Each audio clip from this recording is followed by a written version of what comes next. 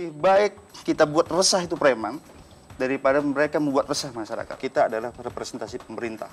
Jadi ada yang coba-coba melakukan kegiatan yang melawan kepolisian sebagai representasi pemerintah dalam penegakan hukum. Jangan ragu-ragu. Kalau melawan, kalau perlu tembak, ya terpaksa saya tembak. Dan resiko memang kami yang kami hadapi bahwa ini memang kita sudah kematian sudah ada, sudah mendekat. Jadi minimal yang diharapkan kalaupun meninggal kondisi badan Kondisi tetap masih utuh. tetap utuh. Tetap Ya. utuh. Ya. Jadi polisi tidak boleh takut mati. Polisi yang takut mati, nggak punya nyali, lebih baik jangan jadi polisi. Selamat malam, selamat datang di Mata Najwa. Saya Najwa Shihab, tuan rumah Mata Najwa. Bayangkara berusia ke-68 kini. Selamat ulang tahun Bapak Ibu Polisi. Profesi yang sangat penting walau masih sering dipandang miring. Polisi ujung tombak keamanan negara mengabdi dengan pertaruhan nyawa. Kepada institusi polisi katanya penegakan hukum masih penuh sanksi. Publik berharap polisi selalu mengoreksi perkara yang kerap jadi transaksi. Indonesia butuh polisi berwibawa menjamin hukum tegak tanpa biaya. Inilah Mata Najwa. Bukan polisi tidur.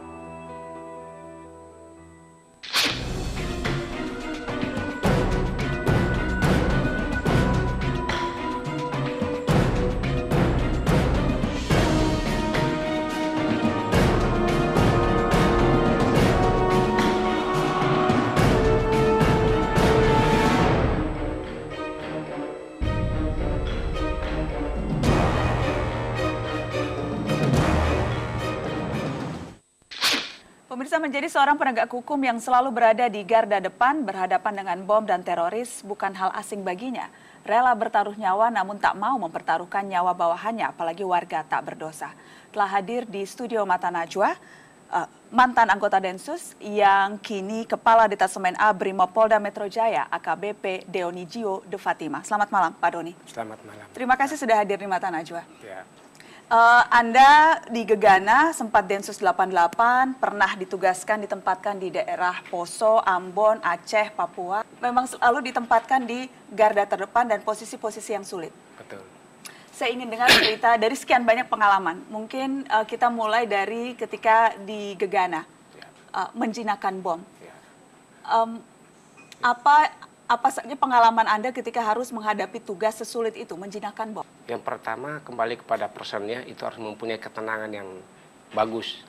Kemudian tidak ceroboh, punya perhitungan yang pasti, sehingga pada saat dia dihadapkan ke bom tersebut tidak grogi dan punya keberanian. Nah, berani pun itu tidak terlalu berlebihan. Kalau berani terlalu berlebihan akan membahayakan diri sendiri sama anggota timnya. Berlebihan itu seperti apa? Seperti dia menganggap bahwa ini suatu hal yang mudah, itu tidak boleh. Nah, harus punya perhitungan bahwa kalau sudah dihadapkan kepada suatu benda yang dicurigai sebagai bom, ada perhitungan ya, dia harus hati-hati, kemudian harus telaten, teliti dalam menghadapi benda tersebut, mana yang harus dia bertindak, mungkin dari depan atau dari belakang, dibantu dengan alat-alat protek yang lain seperti X-ray. Ya. Anda sudah berapa banyak bom kira-kira yang berhasil Anda jinakan selama puluhan tahun Anda mengabdi? Selama saya dinas di Gegana, kurang lebih 11 tahun, hampir 100 lebih bom yang dapat saya jinakan, baik itu tim maupun perorangan. Ya. Ada pengalaman pertama Anda ketika harus menjinakkan bom, atau apa yang paling kemudian Anda rasa tingkat kesulitannya paling tinggi? Itu pertama kali di Aceh, tim saya ketika melaksanakan patroli mendapat informasi dari masyarakat bahwa di jalan yang akan kami lalui itu sudah dipasang bom oleh pihak separatis, yaitu dalam hal ini yang disebut GAM. Kemudian setelah kami menyelusuri jalan tersebut, ternyata ketemu bom yang dipasang secara paralel. Paralel itu dalam jarak 5 meter dipasang. Ada bom, ada berapa banyak? Ada 4 pada saat itu. Di jalanan? Ya, di jalanan. Kemudian pada saat itu saya melihat anggota saya yang saya bawa itu karena bukan operator satu, sehingga saya tidak berani untuk mengorbankan anggota saya. Karena saya melihat kami sama-sama punya kemampuan yang sama-sama rata. Sehingga saya melihat karena dia ragu-ragu atau grogi, saya tidak memerintahkan dia untuk melakukan hal itu. Maka saya harus melakukan sendiri. Ya, dibantu dengan anggota saya yang punya kemampuan yang hampir sama dengan saya. Anda ketika melakukan itu selalu SOP-nya selalu menggunakan body armor dan sebagainya? Ya, ketika kami melaksanakan tindakan itu, karena kami patroli tidak membawa body armor, sehingga peralatan yang ada pada kami, contoh hanya helm sama body vest saja, itu yang kami gunakan. Jadi hanya seadanya apa yang melekat di badan? Ya, hanya seadanya. Butuh berapa lama Anda harus menjinakkan bom itu? Waktunya kurang lebih setengah jam. Setengah jam harus 4 bom secara paralel harus dilumpuhkan? Harus dilumpuhkan.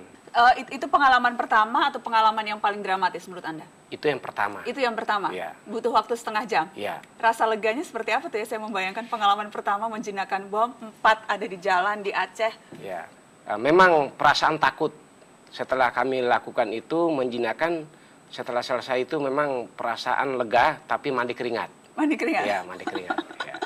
Ya, saya membayangkan kita sekarang bisa tertawa, tapi pada saat di posisi itu saya tidak bisa membayangkan betapa sulitnya mengendalikan emosi, Ya. mengendalikan ketenangan ketika berhadapan dengan maut.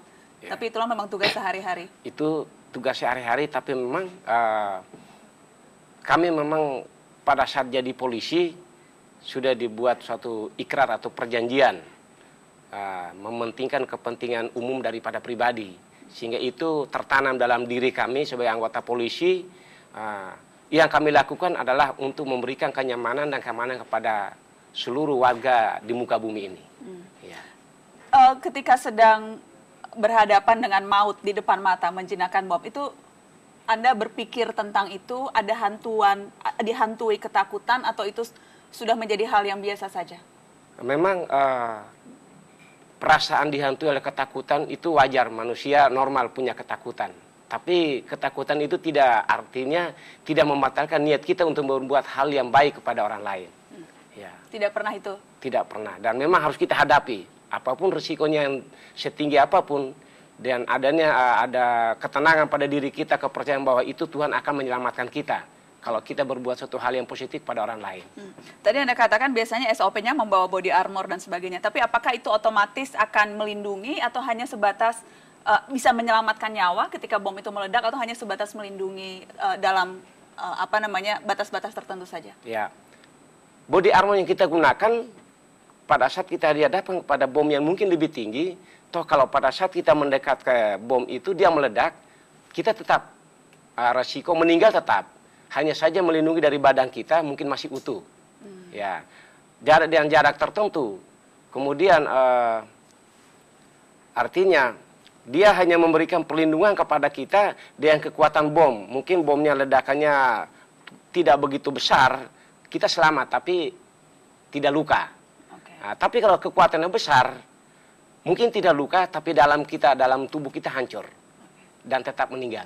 Tetap meninggal. Ya. Jadi minimal yang diharapkan, kalaupun meninggal, kondisi badan Kondisi tetap masih utuh. tetap utuh. Tetap Ya. utuh. Ya. Baik. Ada asuransi tidak ya, Pak Doni? Saya membayangkan pekerjaan Anda asuransinya pasti tinggi nih. Ya, memang yang kami rasakan disayangkan adalah memang kita Kepolisian Negara Republik Indonesia ini sampai saat ini personil Polri yang ditugaskan kepada resiko-resiko yang tinggi, sampai saat ini pemerintah kita belum bisa memberikan asuransi atau jaminan. Jadi Pak Doni ini tidak ada asuransi kematian? Tidak ada. Padahal setiap hari pekerjaannya berhadapan dengan kematian, tapi tidak punya asuransi? Tidak punya asuransi. Asuransi hanya pada Tuhan gitu? Hanya pada Tuhan, ya. Luar biasa. Ya. Itu baru satu cerita tentang Gegana. Saya ingin dengar pengalaman Pak Doni ketika sempat ikut dalam penggerbekan Dr. Azahari, Ya.